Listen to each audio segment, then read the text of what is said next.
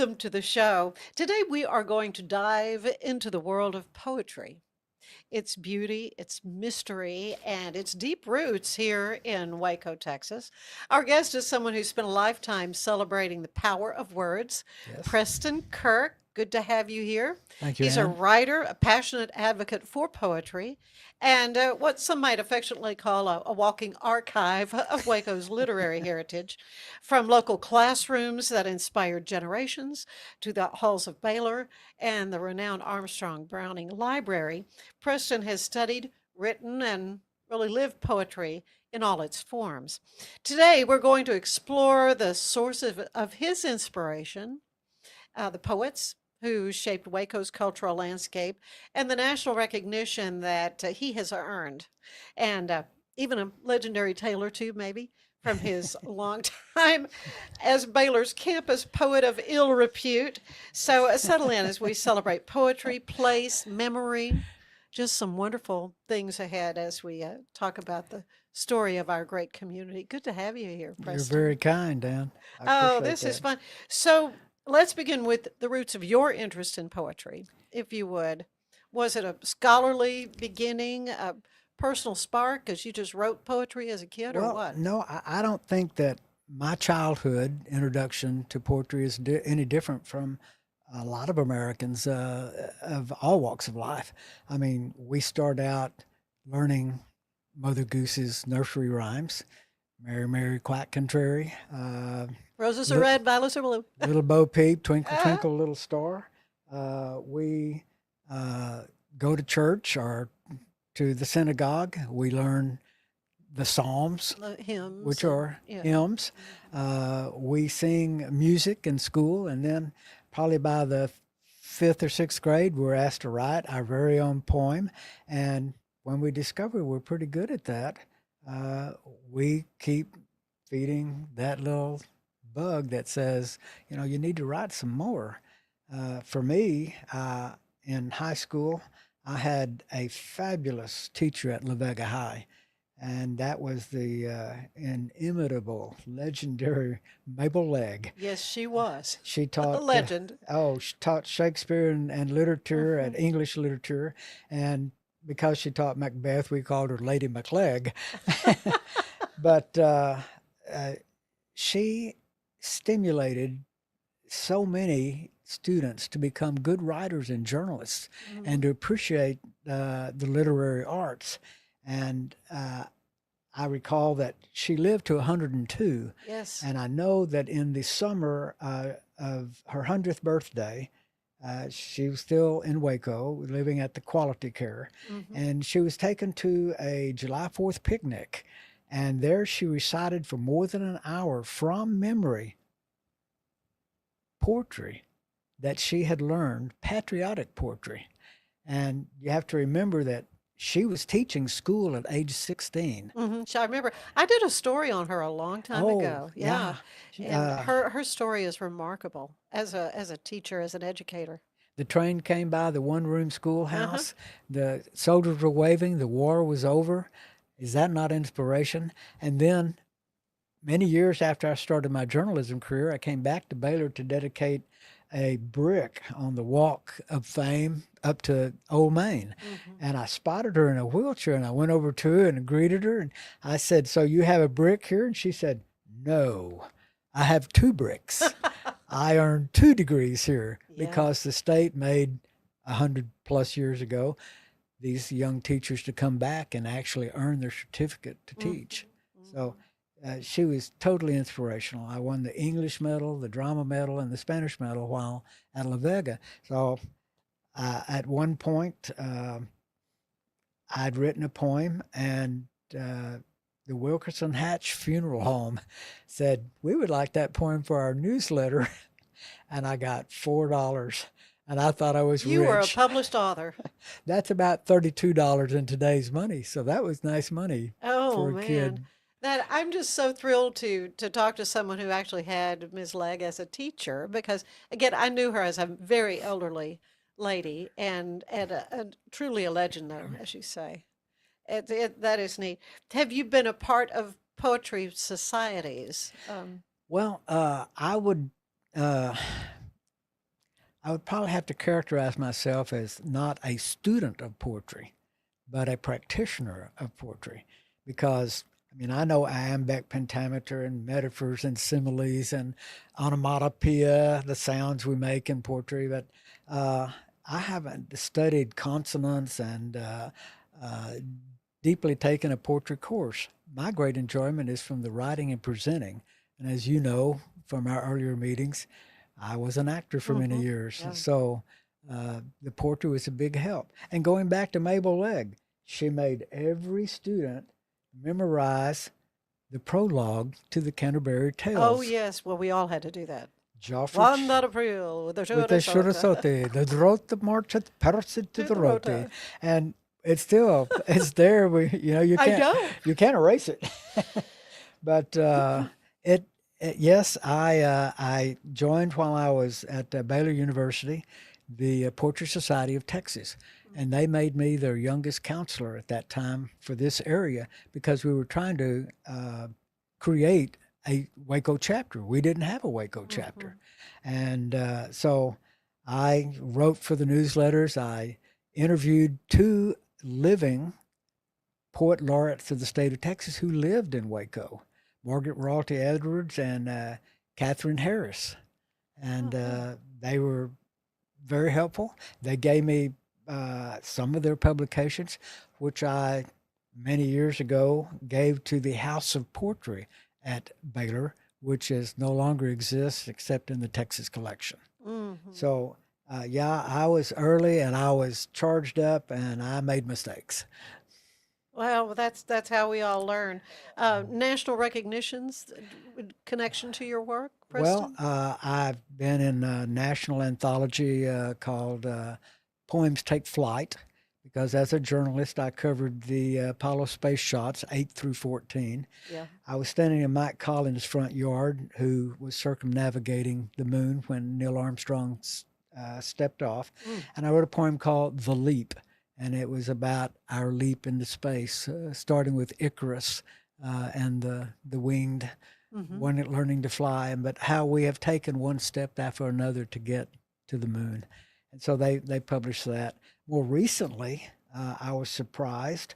Someone had submitted a poem of mine to Garrison Keeler. Now he was the Oh, I host. never missed a Prairie Home Companion There you show. go. And he Yeah. does a daily program called the Writer's Almanac, which Uh-huh. is delivered verbally and in print. And somebody had seen it, and, and so I turned on my computer, and I'm over on Traces of Texas, which is a Facebook page, Yeah, I follow them. That's a great. over 1 million followers. Yeah. And it says a shout out to Preston Kirk for one of the best three poems in October by Garrison Keeler's Writer's Almanac. I mean, Wow. I didn't submit that. And so I'm What a I'm treat. I'm pretty full of myself at the moment. Hey, I don't blame you one bit. I mean, that's kind of the pinnacle. I mean, really, Garrison Keeler, you got his attention. Well, I think next month, and I can't recall the exact name of a publication that is dedicated to dragonflies, Hmm. poetry, photography, Yeah, scientific I've got a studies. friend who specializes in photography. That's probably Linda Taylor, yeah. Linda Taylor, yes. Yeah. Yeah, I'm And gonna have her on the show. I've got her lined up. I oh, just haven't she's done it yet. fantastic. She Yeah. went back and found some of my older poems about damselflies and Mm-hmm. dragons and identified them. I didn't know. I mean, that I took 10 years ago. Yeah. And Oh, she knows them all. so they're going to publish That's cool. Conversation with the Dragonfly. And in poetry, we call this personification, which means that we assign human voice and Right. to To other an objects. insect. Yeah, Yeah, all to right. Yep, insects and that's what it is. inanimate. Yeah. Um, so you're obviously your poetry has and prose has appeared in print. I mean, Houston Chronicle, yeah. literary magazines at Baylor and North Texas State University, uh, newspapers in Belmead, church magazines, anywhere they'll have ink on paper, I'm trying to get in. You're close. So, have you done public readings, public performances I of your have poetry? done poetry slams in Mm-hmm. Austin, which was hosted by the mayor of Austin. Yeah, what And exactly is a poetry slam for folks that well, don't know it's a that term? competition. It's a competition, and the audience tends to be the vote. What I learned, though, in my first poetry slam was the young poets, they talk fast. It's almost somewhere, it's like a rap almost. Yeah. And my delivery was so slow that I think I had the audience attention. They could keep up. And so that was helpful. Hmm. And I've presented at theater lobbies, funeral homes, reunions, churches, just about anywhere you can think of, libraries and historical society meetings. And I even presented in Galveston a few years ago. I'd written about a ship, a concrete ship that is Hmm. sunk out in Galveston Bay, and it was celebrating its 100th anniversary. Hmm. So So not you find your inspiration from all kinds of I, places. I wake up in the morning saying, what am I going to encounter today? I Yeah. mean, I write about sunken ships, nature, emotions. Uh, I wrote a song poem when I came back to Waco 2 weeks before the pandemic in 2020. Hmm. And And welcome back. We're glad you're well, back. You well, and your thank you. wife, yeah. And it's called "You Can't Go Home." But you can.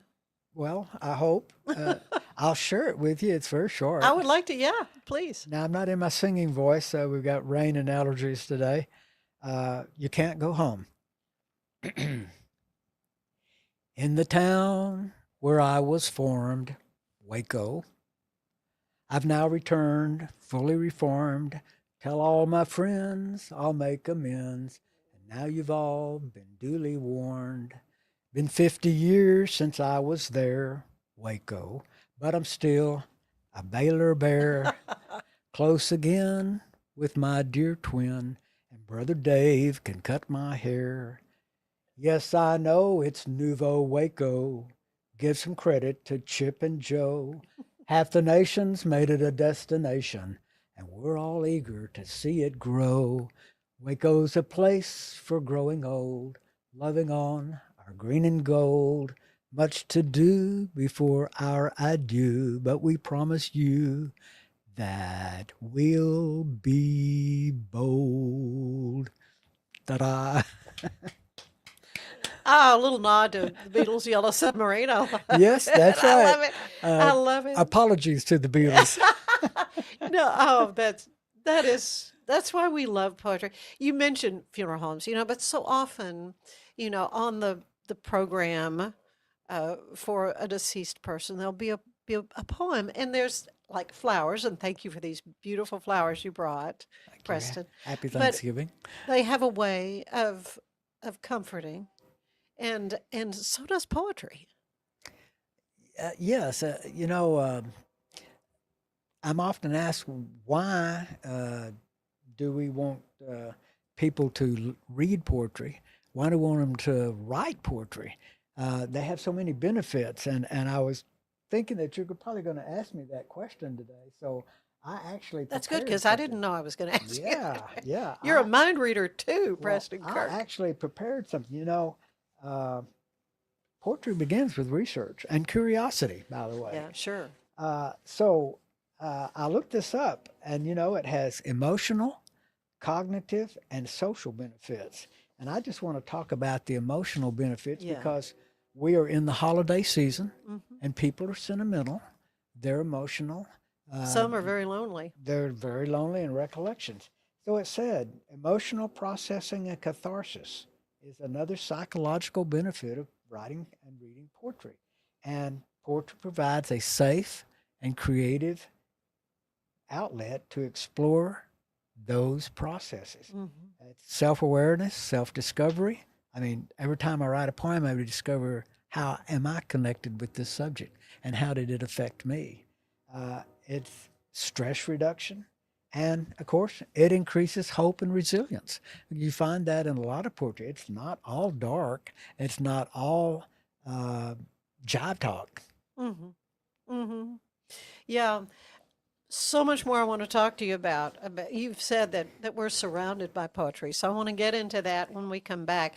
But we're going to take a quick break. That sounds good. And I want to let you know that today's show is brought to you by Fox & Co. Bakery, where we bake foxy things. We'll be right back. A big thank you to our sponsor, Fox & Co. Bakery. Check them out for delicious baked goods and your catering needs.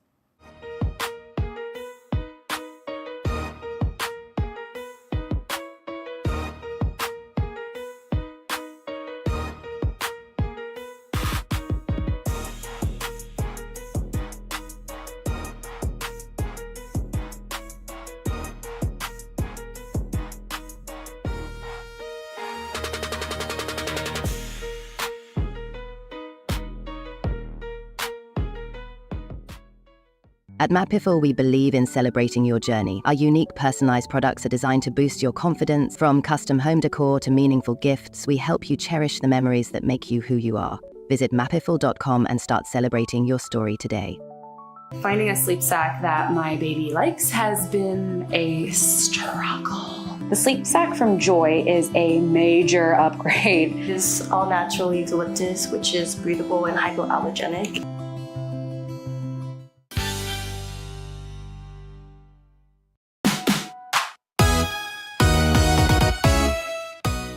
Waco Civic Theater is presenting Every Christmas Story Ever Told and Then Some through December 14th. What begins as a simple retelling of A Christmas Carol quickly snowballs into a laugh-out-loud sprint through every Christmas story ever written. From Rudolph to Frosty and global traditions, holiday chaos you never saw coming is right there. 3 actors, dozens of characters, and an avalanche of festive fun make this the ultimate holiday mashup. Packed with humor, heart, and more holiday spirit than a mug of spiced cider, this show is a joyous reminder that Christmas isn't just one story, it's every story we share, laugh over, and cherish together.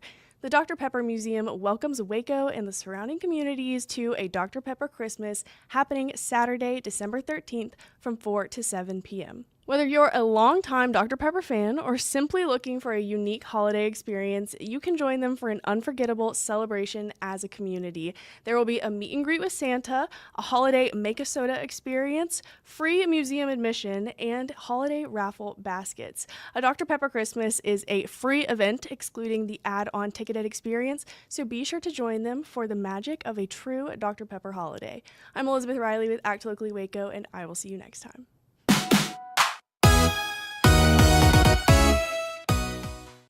And we are back with Preston Kirk, and it is a delight to have him on the show. I've already told him he just needs to be a regular because he is like an everyman. You've done so many different things. You've been an actor, and when you told me that you were in Bernie, the movie Bernie, I had to go back and watch and find you, and there you are, dabbing your eyes Yes. at the funeral scene. And Anyway. I've been in 7 movies that I was in funeral scenes, Uh-huh. and that's a signature of mine. Just like the guy on WKRP that always had the Band-Aid. Oh yeah. Well, yeah, you've just done so many wonderful things, and but I'm really fascinated with how many gentlemen I've had on the show who are poets. Maybe they'd written a book or something, but then offhand say, "Well, I've written poetry." I just think it's lovely that you have this emotional side, and then you want to bring it out and convey it on paper. Well, it. I thought of myself for many years as a closet poet because I wanted to exhibit a macho image. I wanted to be in sports, got hurt playing football. Yeah, I see that. Yeah. So I kind of edged out, but by Yeah. the time I got at Baylor, it opened up. I became president of the Sigma Tau Delta, and that particular chapter has been there for 90 years, promoting writing, literary efforts, and poetry. Yeah. And they meet on a regular basis. And it was there that I met my first Texas Poet Laureate. I invited William E. Bard there in 1967. And he came and spoke and presented. He signed a book and gave it to me, and it was wonderful. And then when I got to Houston, I was named vice president of the International Poetry Federation, and I wrote their newsletter and wrote for them. I met Vassar Miller, who was the Houston Poet Laureate. As I've already mentioned, Margaret Ralty Edwards and Catherine Harris here. Dolly Lee Davis Smith was a Waco-based poet laureate. She moved elsewhere before she was named. And then there was Mildred Lindsay Rayburn, and she was the poet laureate in 1953. But Texas has had 60, I think it's 61 Texas poet laureates. And the current one is Octavio Quintanilla, and he is a visual artist, a professor at Our Lady of the Lake University in San Antonio. He authored a book called Las Horas Imposibles, The Impossible Hours. Impossible Hours. Now he's about to leave, and the new poet will be has been named as a University of Houston English professor, and his name is Kevin Proofer. And so this is the highest honor for a poet, and he's not only a poet, he's an essayist, he's a literary scholar, and he's an editor. So this is a level that poets should aim for, and many of them come right out of the Poetry Society of Texas. Well, and there have been many connected to Waco, but Waco as a city does not have its own poet laureate. It does not. So tell me about that. Well, you have to ask the big question, why does Waco not have why one? not? I mean, we are a hotbed of poets and poetry. Yeah. And in addition to the Sigma Tau Delta, you have a Waco Word Fest that's been held here, the Waco Poet Society. You have one called Heart of Texas Poets. They call it Hot Poets. I like Poets. that. Yeah, I gotcha. And the Baylor Poetry Club, and even Lifelong Learning at the Baylor Mayborn has a significant interest group called Poetry. And we meet monthly, about 10 to 14 of us, and we exchange. And we have a writer who is a physician, was with Waco Family, and we all were challenged to write a poem about Blue 52. Now that's a whale who sings at a level so high that other whales can't hear it. And so he's never been photographed, only been picked up on sound. So we all wrote poetry. Mine was called Whale Fair because it's called the loneliest whale in the world. But Charlie Stern, bless his heart, said he wasn't a poet when he came to us 2 years ago. And now he has the most beautiful book coming out called A Call from the Blue. I've got him scheduled to be on the show. Oh, that's fantastic. You will love it. You will love it. Stay tuned. He's coming up. Yeah. So we have all these things going on in poetry. In addition, we have the Bill Poetry Festival, which runs for 3 days and brings national poets. And this is for contemporary poetry. And I attended that last year at the Armstrong Browning Library. And can anyone forget that is the shrine to two of the greatest English poets? What about our American poets? Yeah. We need to put them on a platform. Yeah. And I'm looking forward to an opportunity to address the city council and say, why not? San Antonio, Austin, Houston, Dallas. I mean, in Dallas, that poet is in place for 2 years, and they are strongly vetted. They have to have certain credentials, and he is awarded about $20,000, and he's required to put so many hours in speaking, creating poetry, presenting poetry, and encouraging other literary efforts.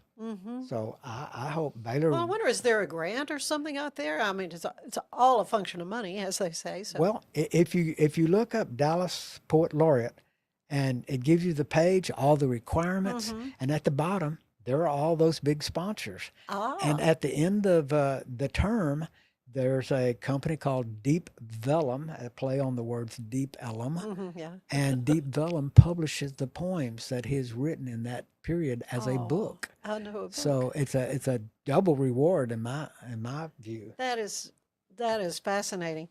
I'm so glad you mentioned, though, the Armstrong Browning Library. I want to talk a little bit about that because it, to me, is the jewel of Waco, Oh, and boy. it's a, the most beautiful building. And as you say, it is a shrine to famous poets, Elizabeth Barrett Browning and Robert Browning, and Dr. Armstrong. The whole thing, the story behind that is Did you so know that amazing. Mabel Legg worked under Dr. Armstrong? That does not surprise me one bit. And I wrote back in 1967 for a national publication called The Rectangle a story about that. And I said in the story, this is a $2 million masterpiece. Can you imagine what that building's worth Oh, now?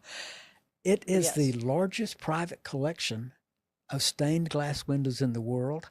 The windows tell the story of the poems. The big bronze doors, which are so heavy, little people can't open them and need help. They also tell the story. You cannot go through that in a single day or even a single week Yeah. and experience everything it has to offer. And of course, And it's this time of the year, it is decked out for the holidays. beautiful. It's so beautiful. I was told when I first went to Baylor and discovered the library that co-eds, as soon as they enter their freshman year, make dates for their weddings so that they can get on the list to have their wedding in the library. Yeah. That's poetry. Yeah. My first daughter-in-law, my oldest son's, when she was the bride to be, she had her engagement portraiture taken there at ABL. I mean, it is just it's a beautiful building, and if people haven't been there, take the time to go and take a tour. Oh, yeah. It is well worth it. Lots of events there that people can go to. Mm-hmm. So Oh, I would yeah. recommend. In fact, speaking of events, click on your web search and look for open mic events in Waco. Brotherwell Brewing has a regular event.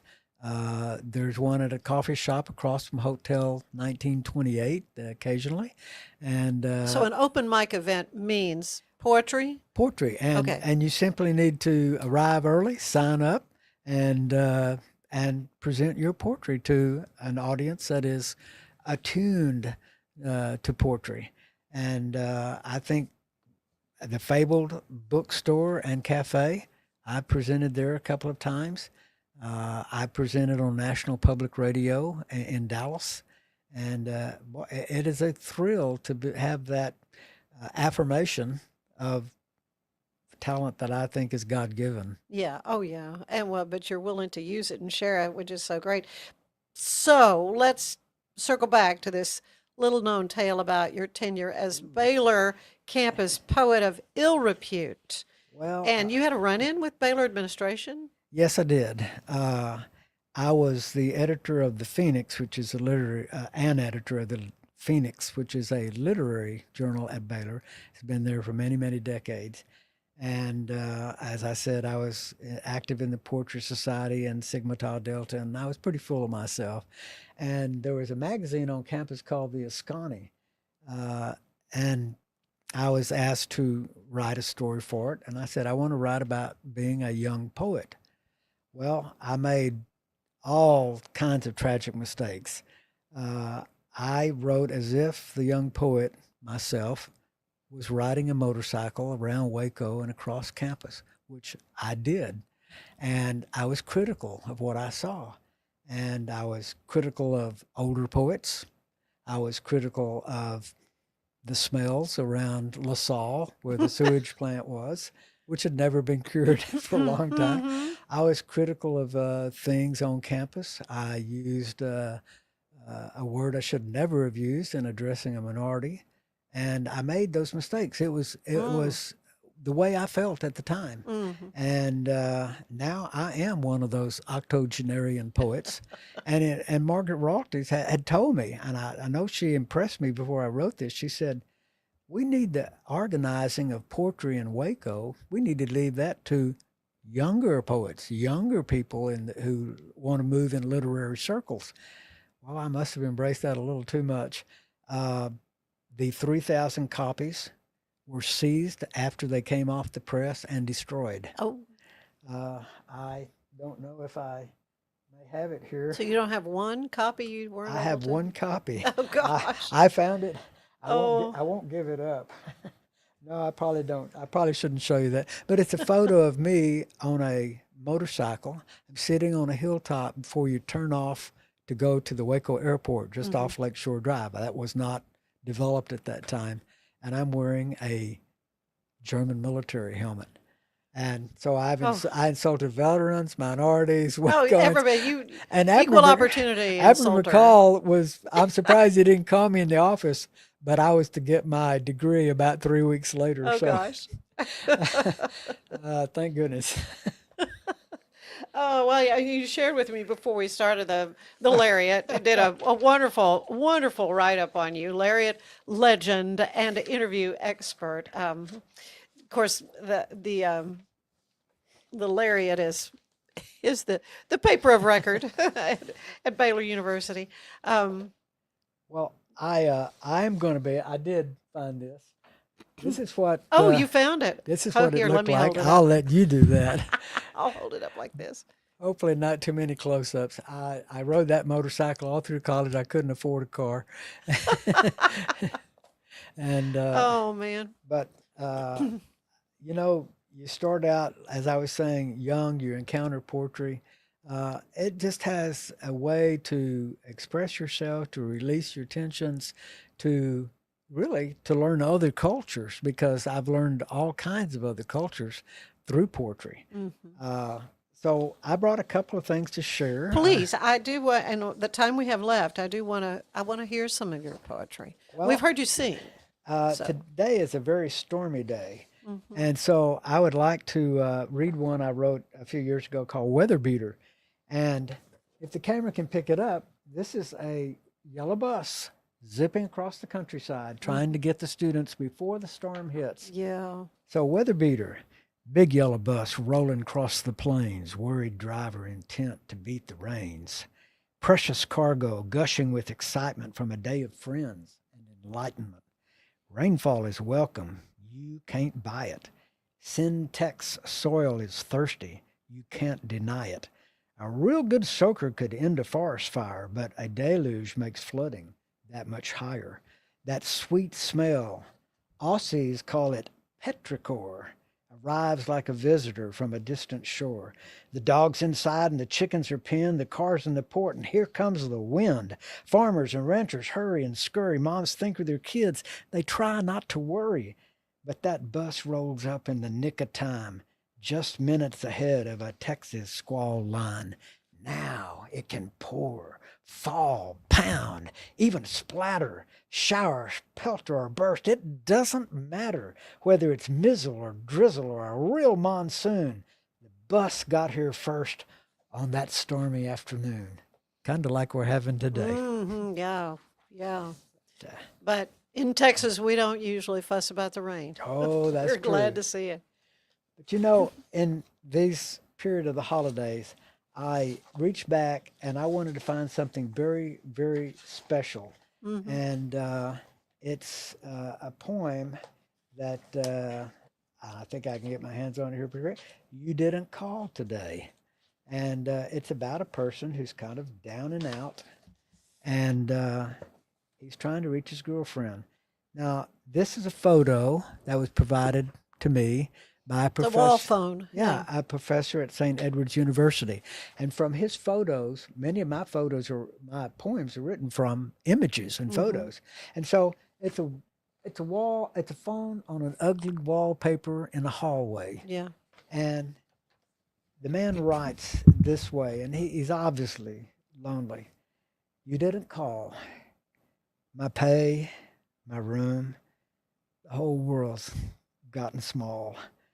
But there's an ugly phone just down the hall, firmly fixed to the boarding house wall. Communications central for one and all. I close my eyes. The wallpaper makes me puke, and wait patiently as if it might ring by a fluke. And if it were to ring, even just by chance, and was for me, I'd break into a happy dance. I often swear at Alexander Graham Bell, but he's not to blame for my low rent hell.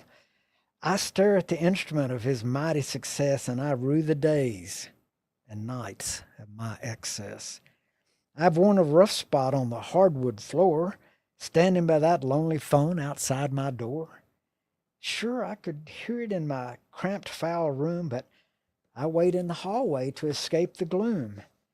The silence speaks volumes. You were a boozer. You ran away.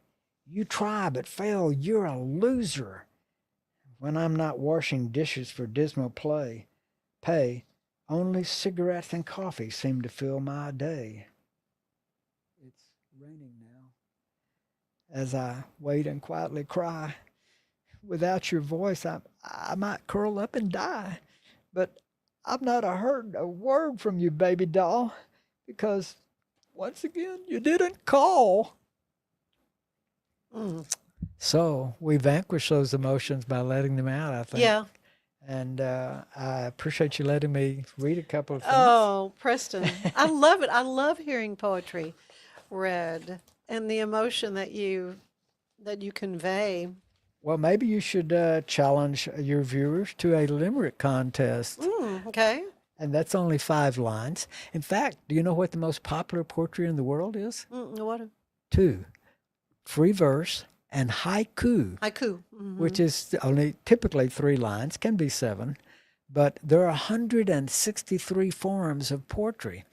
And when I was managing the cultural exchange between the Netherlands and Texas, John Conley was involved. The minister Elko Brinkman was involved from the Netherlands. One of the aides said, "I hear your report. Do you know about concrete poetry?" There was a form I had never heard No, of. so what is that? Well, I wish I could tell you, but that was 30 years ago. Okay.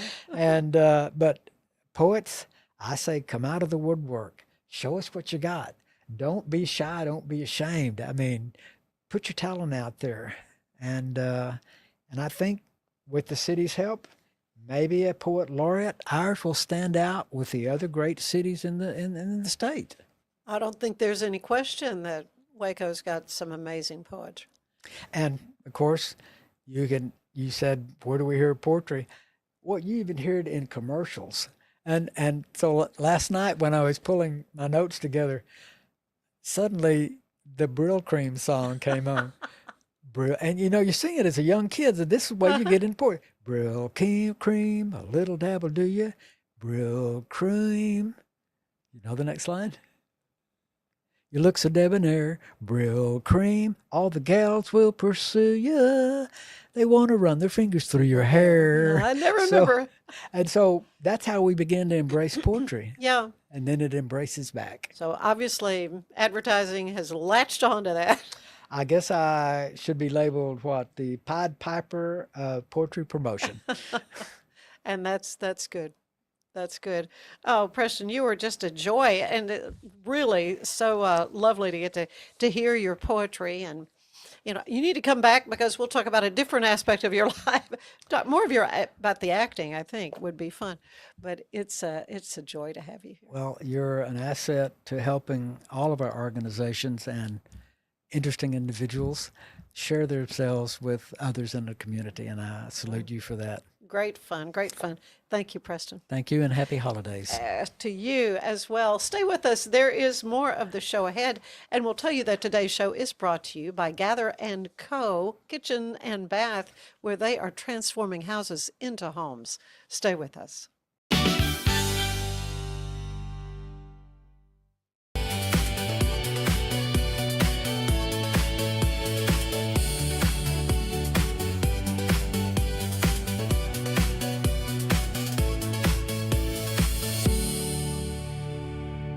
Natural Cycles identifies your fertile window by analyzing changes in your temperature. Just measure in the morning, add your temperature into the app, then learn which days you can and cannot get pregnant. It's that easy. Learn more at naturalcycles.com. It's the Restore Clarity Focus Patch, my little secret weapon for staying sharp, focused, and on task. Each box comes with simple instructions inside, so you always know exactly how to apply it. Each patch lasts for 3 days. I love that I can wear it all day. BadCreditLoans.com is a pioneering service provider that has carved a reputation in the financial industry. Simple, fast, and reliable loan application process. and its commitment to responsible borrowing makes it a trusted partner in the journey towards financial stability. But boy, it looked effortless. Man, watch this. Layups, floaters, threes. He was like an unsolvable equation. I was born like this. His resilience, his strength, his belief, adversity never stood a chance. Know your power. We offer fast shipping, exceptional customer support, and furniture solutions that stand up to high traffic environment. Elevate your space with BizChair's vast selection of stylish, reliable, and cost-effective furniture. Visit us today at bizchair.com to transform your business. Experience with the Bosley MD hair regrowth kit was amazing. It was easy to use. It let me take off my hat.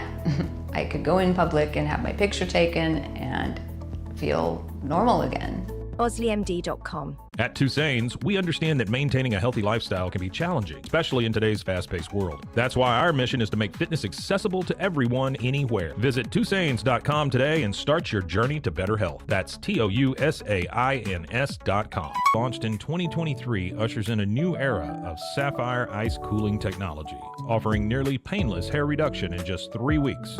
That's ULIKE.com. You like. And welcome back to the show. I'm telling you what, this is the best time of year. It truly is, because we are going to be going to the Mayborn Museum, Bill and Vera Daniel Historic Village, for the lights in the village, which is something, Rebecca Knoll, we've been doing for, 6 years? Yes, this is now? our 6th year. Well, it is a great fun for me. Last year I got to sing in the church, and I'll be doing that again on the Friday nights, the 12th and then the 19th. So this is just a weekend-long thing. Yes, Friday, Saturday, Sunday, 2 weekends in a row. All right, and so what we're going to be doing there in the village, which is decked out, decorated so beautifully. There's a little train you can ride, and Mr. and Mrs. Claus will be there, and the music in the chapel. I'll be singing sing-along show in the chapel. Yeah, there really is so much to do, and the village looks so magical at Christmas with all of the lights. And as you mentioned, we'll have Santa and Mrs. Claus. We'll also have a Santa's workshop. So Designed In, our makerspace, has a Santa's workshop that's outside in the historic village, so families can make their own Christmas cards, or choose to mail Christmas cards to other folks in town. And we'll be making, I think, some Christmas ornaments, and then we'll also have the music and the petting zoo. The petting zoo, is Where is always that such located? a hit. It's usually at the very far end of the village, over by where the barn is. And there's always some really fun animals. There's alpacas. There were some rabbits last year, some cute little pigs. That's so cute, so fun. Well, it is obviously for the whole family. It's just a fun evening, and a great way to kick off the holidays. You will be having a tree lighting. I know last year it was kind of at the end of the evening, but you've kind of flip-flopped. Yeah, we flipped it this year to be the kickoff for the event. We heard from a lot of our families that have younger kids that really having it at the end of the night, their kids had, turned into pumpkins by then. It's time to go to bed. Yeah. And they weren't able to participate in the tree lighting, which has been such a fun thing that we've added to Christmas lights in the village. So now it's the very first thing that you'll do. We'll gather around the Christmas tree each night, turn the lights on, and sing a carol all together. We sang Christmas Carol last year. And so we'll have some guests lighting the tree each night. I know that Waco Civic Theater is coming a couple of nights, and so they'll help us kick off the event. Well, you've got a bunch of wonderful elves who've been busy helping you get everything ready. The decorating of everything is that's got to be loads of fun. It is. We're busy working on that. We're almost done now putting on the finishing touches, because it will open this Friday. I know, it's coming December right 12th. up. Yep. Yeah, so there are tickets available. Yes. So how do you do that? How do you get a ticket? So you can purchase your tickets online in advance, and we're doing something different this year where you can purchase a ticket to Christmas Lights in the Village, and then also like an add-on ticket. There would be a discounted ticket price to go to the museum during the day. And you don't have to use those tickets on the same day. That could make a long day. It really could. And then Yeah. we kind of close for a little bit in between, so you don't want to just be hanging out. But we wanted people to feel like they had the opportunity to see the museum as well. So we That's have good. that combo ticket available, and you can purchase your tickets online or at the front desk the evening of. And there's always around this time of year some like iffy weather. So the tickets are good for any night of Christmas Lights in the Village. So if you buy one and you plan to come on a Friday, but you end up coming on a Sunday instead, that's fine. Yeah, well, that's good. So you will have it no matter, or if it's raining and cold and. If it's raining and cold, we'll still have it. We try to have it no matter what. But if it's really inclement weather, if there's lightning, or ice, or yes, who knows? then we would. It's not going to do that. Yeah, but we try to do rain or shine. Oh well, that's good. The outdoor village though is the different dwellings, the little houses, the stores. I mean, this is an authentic village. Tell us a little bit about how all that came to be at the museum complex. Yeah, so the village was was put together by Governor Bill Daniel and his wife Vera, and they lived in Liberty, Texas, and East Texas, and it was donated to Baylor in the 80s. So in the 1980s, it was moved to campus in its current location, and that's before the Mayborn was there. So it was really, forethinking on behalf of the museum director at the time to kind of claim that spot of land. And so it really we've interpreted it to represent life in the 1890s of a small cotton community. So it's not representing Waco. In the 1890s, Waco was actually a pretty big, a bigger sized city. Oh, sure. It wasn't a village like that. But we have 9 wood-framed buildings outside. And so we have, a landowner's house, a cook's house that's usually a separate building, in case of a cooking fire. You don't want your attached to your house. The house is like a dog trot, an authentic Texas dog trot. Yeah, house. the landowner's house is a dog trot, which you would need in Texas, prior to air conditioning. Or just for airflow. Exactly. Yeah. There's a schoolhouse, which is always a favorite. Oh, my granddaughters love to ring the bell. Yes, you can ring the bell. You can also ring the bell in the church. And I know you're familiar with our church, but you can go in. We have, beautiful pews.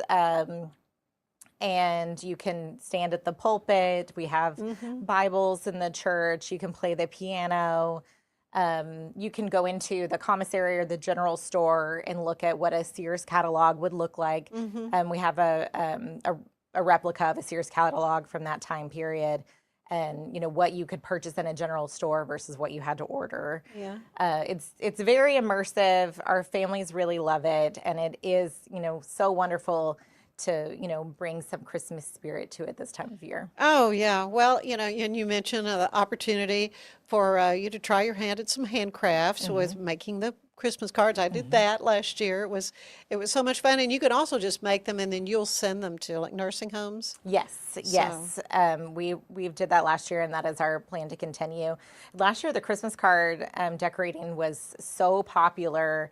It was very crowded that we've moved it into a larger space this year to allow for a little bit more room. So it's going to be over in our carriage house area. Okay. Just so more people can participate. Yeah. Well, I will look ahead. Just got a couple of minutes left, but Cultural Crossroads. This is coming up in April. It is. I know we're talking Christmas today, but April will be here tomorrow. Yes. The way time flies. So tell me briefly about what's coming in April. Well, our building is currently under renovation. If you're familiar with our Texas Lifeways exhibit, where we're telling the people story of Central Texas in the 1800s, we're redoing that exhibit, but adding 5,000 square feet of exhibit space to the museum. So we're talking about the rich cultures that lived here in the 1800s, and how those stories really contribute to who we are as Waco, as Central Texas today. And you'll be able to walk into a church and listen to excerpts from the Black Gospel Music Archive. We'll have a replica of the suspension bridge that you can kind of, walk out into the historic village. You can play a game called Gone to Texas. So we'll have a board game in the exhibit where you can, learn about the challenges that people faced whenever they were, moving to Texas during that period. It's going to be, really interesting and offer a lot more opportunities for hands-on engagement for people of all ages. Our natural history wing is really, geared towards more adults. Where we're talking at that level. But we know that we need it to be a little bit more hands-on, really for everyone, and more immersive. And we can't wait. They've been knocking down walls. It's really exciting to get to see the progress. Well, it's a delightful aspect of the Reigniting Curiosity campaign that has been your hallmark for the last many months. And Mayborn Museum is just such a fun place. I mean, it is a go-to spot. And of course, the holidays with the lights at the village. Again, they can come and get tickets there if they want, but you can go online. And what are the cost of the tickets? So the Christmas lights is $12. Okay. For everyone, adults and children, or for museum members, they're $8. Okay. Good reason to go ahead and get that museum membership. Absolutely. All right, Rebecca, always a delight. Thank you so much, and I'm looking forward to being there on the 12th and the 19th, the Friday nights of the Christmas lights at the village. And we're going to sing some songs in the chapel. So thank you so much, Anne. We're excited to have you. Well, it's fun. Thanks. Stay with us. There is more of the show ahead. Serving Central Texas since 1889, TFNB Your Bank for Life takes pride in being more than a bank.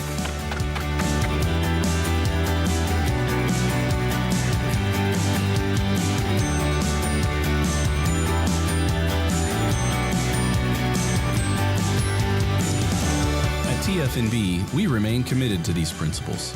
If you value them too, come join us. TFNB, Your Bank for Life. It's football season, and we can create your outdoor tailgating spaces that is actually a part of your home. Bifold doors that tie in the inside and the outside, and you can gain anywhere from 1,000 to 5,000 square feet living space, all while taking in the big game, poolside. Call us at Gather & Co. Kitchen and Bath, where we can create your unique tailgating space. Hey Waco, meet your new favorite email. It's called the Waco Buzz, the local newsletter that skips crime and chaos and gets straight to the good stuff. New restaurants, hidden gems, weekend events, and stories that make you proud to call Waco home. It's quick, free, and written by people who love Waco as much as you do. Join thousands of neighbors who already start their mornings with the Waco Buzz at thewacobuzz.com.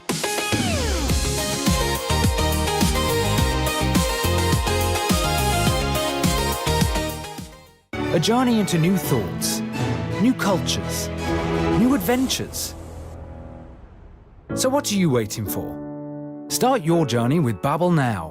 Go to babbel.com or download the app.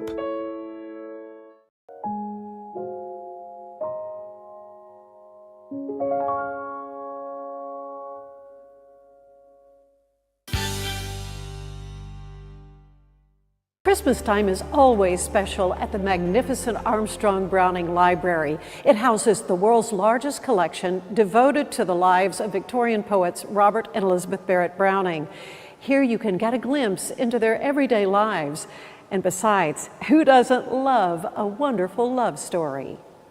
How do I love thee? Let me count the ways. Executive Director Jennifer Borderud says this beautiful building was the vision of longtime English Department Chair Dr. A.J. Armstrong. It was needed to house the university's growing collection of Browning memorabilia. In the late 1940s, Baylor President Pat Neff gave Dr. Armstrong $100,000 if he could match it. Dr. Armstrong far exceeded those expectations and did raise enough money, and it was about $1.7 million when this building was completed. We begin our visit in the awe-inspiring McLean Foyer of Meditation, with its 40-foot ceilings and recessed dome covered in 23-karat gold leaf. It looks like velvet. The workmen created that velvety-like appearance by pressing the gold leaf into the plaster with their thumbs while it was still wet. So what looks like fabric from down here is actually thousands of little thumbprints. Striking cathedral windows flanked by Italian marble give a feeling of sunrise or sunset as the shades of glass go from amber to lavender. The library boasts what's believed to be the largest collection of secular stained glass windows. We have 62 stained glass windows that you are able to see throughout the building, most of which illustrate either Robert or Elizabeth's poetry. A unique item is the bronze cast of the poet's hands, commissioned in 1853. What's interesting about this particular sculpture is that we can tell how small the Brownings were. Elizabeth's hand is the one there on top. Indicative of their love story, which began when Elizabeth Barrett's distant cousin, John Kenyon, played matchmaker. He encouraged Robert Browning to write Elizabeth a letter of introduction. That began a correspondence between the two poets. They eventually met in person and then eventually decided to marry. Elizabeth actually wrote 44 love sonnets for Robert Browning during their courtship, but it wasn't until 3 years after they were married that she finally decided to show them to him. Her famous sonnets from the Portuguese may have been composed on this table when she lived at 50 Wimpole Street. I also really enjoy the Elizabeth Barrett Browning Salon on the 3rd floor, which is meant to look like a 19th century living room, and it also contains a desk that belonged to Elizabeth prior to her marriage to Robert Browning. And so we like to think that maybe she wrote some of her love letters to Robert Browning while sitting at that desk. Browning scholars come here from all over the world, walking through massive bronze doors at the entrance. Each side weighs 3/4 of a ton, depicting scenes from the Brownings' poetry. You'll see a theme of bells and pomegranates. We think that to Browning, the bells represented the music of poetry, and the pomegranates with their many seeds represented sort of the many forms of meaning that you can find in poetry. And you can view priceless artwork and furniture in the Hankhammer Treasure Room, some of it belonging to the Brownings. Even though the Brownings were from England, they lived in Italy the 15 years that they were married, and that's the reason for a lot of the Italian influence that you'll see throughout the building. Dr. Armstrong's vision, not only devoted to the work of the Brownings, but also to creating an inspirational place on campus, all comes together here in the gorgeous Armstrong Browning Library and Museum. On the Baylor campus, I'm Ann Harder. At Mitzi, we believe the right light can transform any space. Mitzi has the perfect design for you. Beautiful, well-made lighting without the high price tag. Discover your perfect light at Mitzi.com. That's MITZI.com. Mitzi. Send money abroad in just a few steps with Remitly. Sign up with your email, enter an amount, choose how your loved ones receive the money, enter your recipient's information, select a payment method, hit send, and relax. Download the Remitly app today. It doesn't matter if your investment budget is small or big. All you need is Benzinga Pro and its powerful news alerts, price tracking, and portfolio monitoring. Subscribe now, and we'll skyrocket your portfolio today. At Fullwell, we bring together the expertise of registered dietitians, MDs, and OBGYNs to give you the best fertility support. Fullwell, your trusted partner on your fertility journey. Visit us at fullwellfertility.com.